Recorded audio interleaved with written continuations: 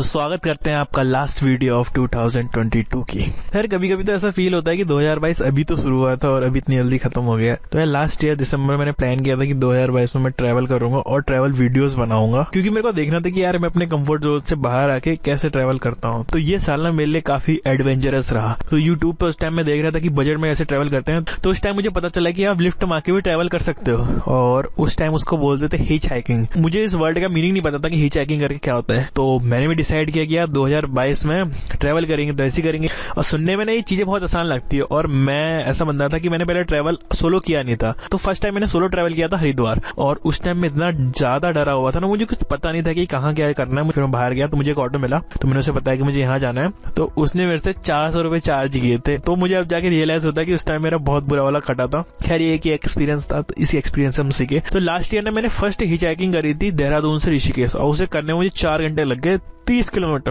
क्योंकि आइडिया नहीं था कि कहाँ से क्या करना है। और ऋषिकेश की ट्रिप मेरी फर्स्ट सोलो ट्रिप थी। तो मैं भी कुछ दिन पहले ऋषिकेश गया था। मैंने सोचा था कि वहाँ वीडियो बनाऊंगा यही वाली, बट नहीं बना पाया, कोई नहीं। अब तो यार जो मैंने फर्स्ट हिच हाइकिंग करी थी, यहाँ से करी थी मथुरा तक। मैंने पूरी हिच हाइकिंग नहीं करी, आधे रास्ते तक करी।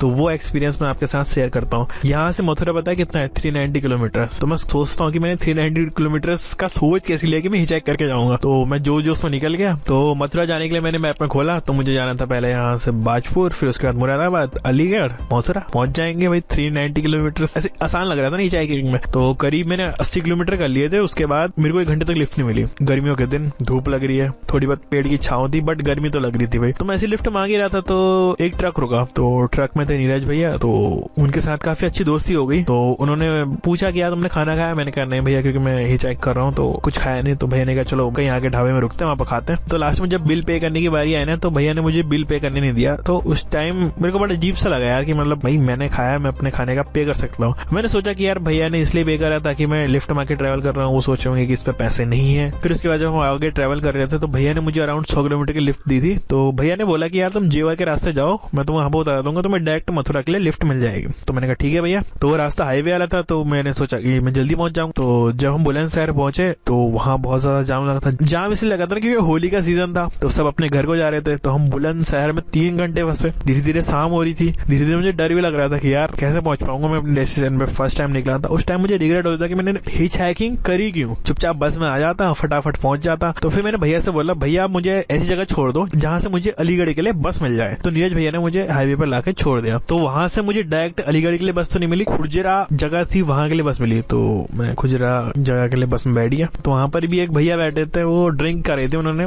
तो लेकिन यार उन्होंने हेल्प पूरी करी, भले वो ड्रिंक में थे। उन्होंने बताया कि तुम्हें अगर अलीगढ़ से मथुरा जाना है, तुम वाली बस स्टेशन चले आना। अगर वहां बस नहीं मिली तो तुम न्यू बस स्टेशन चले आना, वहां से तुम्हें बस मिल जाएगी। तो पहले मैं ओल्ड वाले में गया, तो वहां मैंने पूछा अलीगढ़ में, तो उन्होंने कहा यहाँ पर तो नहीं मिलेगी। फिर दूसरे वाले में गया, वो टुक टुक करके 10 रुपए में। तो वहां जाके पता चला कि बस मिलेगी आपको रात के 9 बजे। तो जब बस में चढ़ने की बारी आई, भाई लोगों ने ऐसी भसड़ मचा दी। कुछ लोग खिड़कियों से चढ़ रहे, मैं भी खिड़की से ही चढ़ा हूँ पीछे वाली। तो जब बस चलने लगे तो ज्यादातर लोग खड़े भी थे, तो मैं भी खड़ा था। मेरे बगल में एक भैया भी खड़े थे, उनका नाम था मोनू। तो मेरी सीट खाली हुई, मेरे बगल वाला मतलब जैसे खड़ा हूँ यहाँ पे बैठा था बंदा, तो वो उठ के चले गया। तो मैंने कहा भैया आप बैठ जाइए। तो भैया बैठ गए। उसके बाद कुछ देर बाद साइड वाली भी खाली हो गई, तो मैं वहां पे बैठ गया। तो मैं और भैया बातें करने लग गए थे। तो भैया से मैंने बोला यार मैं मथुरा जा रहा हूँ, तो अभी कुछ मिल जाएगा वहां पे धर्मशाला ये वो। कह रहे तुम मेरे साथ चलो, मेरे घर के बगल में एक धर्मशाला है, मैं तुम्हें वहीं रुकवा दूंगा। रात के 11 बजे फाइनली जाके मैं मथुरा पहुंचा।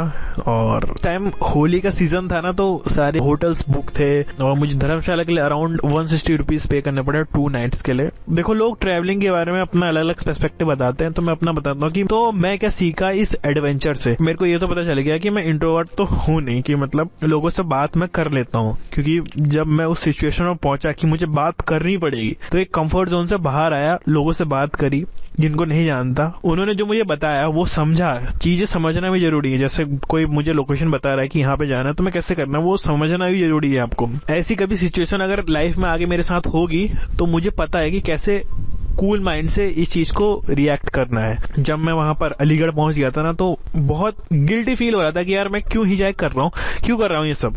तो अब जाके फील होता है कि यार वो उस टाइम वो जो एक्सपीरियंस था वो एक पर्सनैलिटी डेवलपमेंट के लेसन की तरह था मेरे लिए।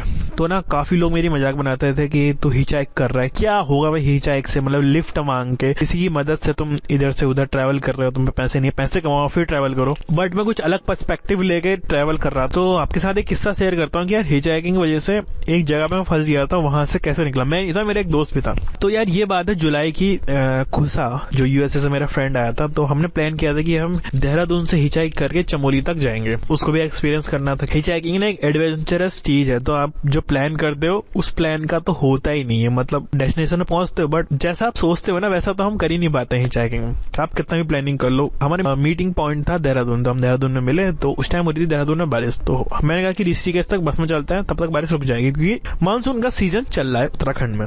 अगर आप मानसून के सीजन में उत्तराखंड में ट्रेवल कर रहे हो तो मैं आपको बताता हूँ कि आगे आपके साथ क्या क्या हो सकता है। तो ऋषिकेश पहुंचे, ऋषिकेश से हमने अपनी लिफ्ट मांगना शुरू करा। तो देहरादून से चमोली होगा 250 किलोमीटर्स, मैं थोड़ा ऊपर नीचे हो सकता हूँ, इतना ही होगा अप्रॉक्स। तो ऋषिकेश से हमारा प्लान था कि लचमोली जाने का। लचमोली में मैंने एक बार कैंपिंग कर रखी थी, तो हमारा प्लान था कि हम कैंप करेंगे। खुशा भाई ने उससे पहले कैंपिंग नहीं करी थी, तो प्लान था कि हम लचमोली में कैंप करेंगे। तो जब हम ऋषिकेश से आगे आए तो हमें 1 घंटे तक लिफ्ट नहीं मिली। तो उस टाइम हमारा प्लान हो गया था कि चलो क्विट करते हैं, हिचहाइकिंग नहीं करते, बस में जाएंगे। तो हमने कहा कि 12 बजे तक करेंगे, अगर नहीं मिली तो हम बस में जाएंगे, क्योंकि शाम हो जाती है ना फिर थोड़ा सा दिक्कत हो जाता है ट्रैवल करने में, और पहाड़ में तो और ज्यादा। जैसे ही सोचा था मैंने, उसके बाद हमें एक कार मिल गई और डायरेक्ट लचमोली के लिए लिफ्ट मिल गई हमें। तो हम पहुंच गए थे 2-3 बजे। मेरे साथ ऐसा होता है कि मैं माउंटेन्स में जब ट्रैवल करता हूँ ना कार में, तो थोड़ा मेरे को मोशन सिकनेस हो जाती है, तो मुझे थोड़ा सा डरता हूँ मैं कार में ट्रैवल करने। तो हम लचमोली पहुंचे। तो प्लान तो था कि यार वहाँ कैंपिंग करेंगे। हम बैठे थे, इंतजार कर रहे थे। तो वहीं पर एक टेम्पल था, तो टेम्पल के पास बैठे हुए थे। तो हमें टेम्पल से इनविटेशन आता है कि आओ आप वहाँ पर जो बाबा जी थे उनके साथ बैठे। तो उन्होंने कहा कि आज आप स्टे हमारे वहाँ कर सकते हो। तो उसके बाद हम निकल गए लचमोली से श्रीनगर के लिए। तो लचमोली से श्रीनगर 15 किलोमीटर है। तो प्लान किया हमने कि चलो बस में चलते हैं। तो गढ़वाल साइड की बस में अगर आप कभी बैठोगे ना भाई साहब, मेरा बहुत खतरनाक एक्सपीरियंस था, मेरे को माउंटेन सिकनेस हो जाती है। तो बस में हम बैठे, बस हो जा रही थी चमोली के लिए। तो चलो हमने कहा चमोली तक जाएंगे। लेकिन आप ट्रैवल कर रहे हो तो आप जो प्लान करते हो उसके हिसाब से कुछ नहीं होता है। श्रीनगर से कुछ किलोमीटर्स आगे पहुंचे होते हैं तो वहां पे वो होता है लैंडस्लाइड, क्योंकि आप ट्रैवल कर रहे हो मानसून के टाइम पे उत्तराखंड में, आपको पता ही है। तो बस चमोली जा रही होती बट वो दूसरे रास्ते से जा रही होती और उसका किराया ज्यादा ले रहा था। तो हमने, और मेरा उस टाइम सिर घूम रहा था, तो मैंने कहा चलो भैया हम श्रीनगर पर रुक रहे हैं, हम जाएंगे धारा देवी टेम्पल पे देखने, फिर उसके बाद देखेंगे कि हमें कैसे आगे ट्रैवल करना है। तो मैं और खुशा भाई उतर गए बस से। हम धारा देवी के लिए लिफ्ट मांग रहे हैं। 15 किलोमीटर था श्रीनगर से। हम लगे हुए 2 घंटे हो गए हैं, हमें कोई लिफ्ट नहीं मिल रही है। तो वहाँ पर भी एक भैया आते हैं, भूपेंद्र भैया। वो कहते हैं कि कहाँ जा रहे हो? मैंने कहा भैया हम अभी तो जा रहे हैं धारा देवी टेम्पल तक, फिर हमारा प्लान था कि हम चमोली जाएंगे कल। तो भैया मेरे से पूछते हैं कि रात को कहाँ रहोगे? मैंने कहा भैया यहीं पर धर्मशाला, यहीं पर रह लेंगे हम, तो अभी प्लान है कि धारा देवी जाएंगे। तो भैया हमें इन्वाइट करते हैं अपने रूम पे, कहते हैं कि आओ आप अपना सामान यहीं रखो, हम बाइक में इवनिंग में धारा देवी जाएंगे। तो भैया अपने एक फ्रेंड से हमारे लिए बाइक अरेंज कराते हैं और हम फिर धारा देवी टेम्पल जाते हैं। अगले दिन हम निकलते हैं श्रीनगर से चमोली के लिए। 3 दिन हो गए हम चमोली तक नहीं पहुंचे हैं। तो श्रीनगर से रुद्रप्रयाग पड़ता है 30 किलोमीटर, वहां तक हमें मिल जाती है लिफ्ट एक कार में। तो यार रुद्रप्रयाग में ना मेरे सिर में थोड़ा सा पेन होने लग जाता है और खुशा को उतना हिचहाइक करना आता नहीं था। तो फिर हम डिसाइड करते हैं कि चलो बस में ही चले जाएंगे चमोली तक भी, बट फिर कोई बस भी नहीं आ रही होती है। फिर हमें एक गाड़ी वाले भैया रुकते हैं, तो बताते हैं कि यार तो आगे काफी लैंडस्लाइड हो रखा है, तो अब जाना थोड़ा सा आपके लिए मुश्किल हो जाएगा। तो वो सिचुएशन ऐसी थी, मुझे डिसाइड करना था कि मुझे आगे जाना है कि वापस ऋषिकेश आना है। तो वहाँ पर डिसीजन लेना था। तो मैं डिसाइड करता हूँ कि यार चलो ऋषिकेश जाते हैं, ये ट्रिप को यहीं पर खत्म करते हैं। अब रुद्रप्रयाग से ऋषिकेश 130 किलोमीटर, और हमारी किस्मत इतनी अच्छी थी हमें कोई बस नहीं मिली, सारी बसें फुल आ रही है। फिर हम वही कोशिश करते हैं लिफ्ट मांगने की। रुद्रप्रयाग से हमें एक लिफ्ट तो नहीं मिलती है, टाटा सुमो मिलती है। वो कहता है कि मैं आपको हाईवे में छोड़ दूंगा जहां से आपको बस मिल सकती है इजिली। जब हम कनेक्टिंग पॉइंट पे पहुंचते हैं तो पता चलता है कि भाई हमारे जैसे 100 जने वेट कर रहे हैं बस का, बहुत ज्यादा भीड़ होती है। फिर मेरे दिमाग में आइडिया आता है कि यार थोड़ा पैदल आगे चलते हैं, लिफ्ट मांगेंगे, क्योंकि मेरे पास बोर्ड था लिफ्ट प्लीज वाला, तो उससे काफी हेल्प होती है लिफ्ट मांगने में। तो एक कार रुकती है, उसमें होते हैं 5 जने, तो हम होते हैं 2। तो भैया बोलते हैं कि आ नहीं पाएंगे। हम थोड़ा सा पैदल आगे चलते हैं। फिर एक हरियाणा वाली गाड़ी रुकती है, तो वो पूछते हैं कि कहाँ जाना है। मैं बोलता हूँ कि ऋषिकेश। वो कहते हैं हम भी ऋषिकेश जा रहे हैं। बट पता है दिक्कत क्या होती है, वो होते हैं 4 लोग और हम 2 होते हैं, तो एक कार में 6 लोग आना मुश्किल है, वो कार थोड़ी छोटी सी थी और उनका सामान भी होता है। तो मैं कहता हूँ भैया आप चले जाओ, हम नहीं आ पाएंगे। तो भैया कहते हैं कोई नहीं तुम आओ। पीछे से हम 4 बैठते हैं, आगे से 2 और एक बैग आगे वाले भैया को दिया होता है। तो कुछ किलोमीटर आगे पहुंचे ही होते हैं तो वहां पर हो रखा होता है लैंडस्लाइड, उसकी वजह से लगा होता है जाम।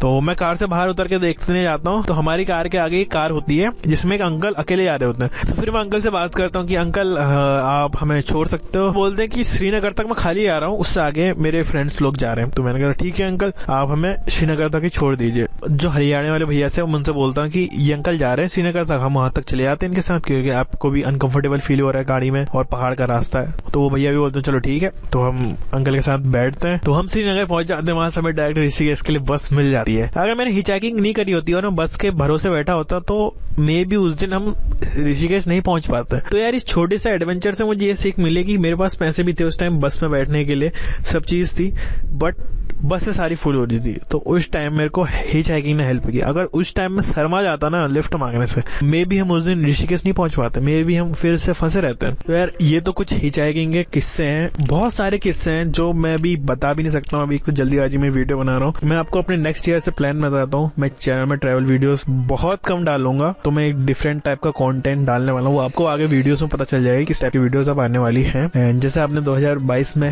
वीडियोस को पसंद किया, वैसे 2023 में वीडियोस को पसंद करना। उस टाइप की वीडियोस बनाना मेरा काफी टाइम से मन था, सोच रहा था, काफी बार मैंने अपने वीडियोस में हिंट भी दिया है। तो फ्यूचर में उस टाइप की वीडियोस ही आने वाली है।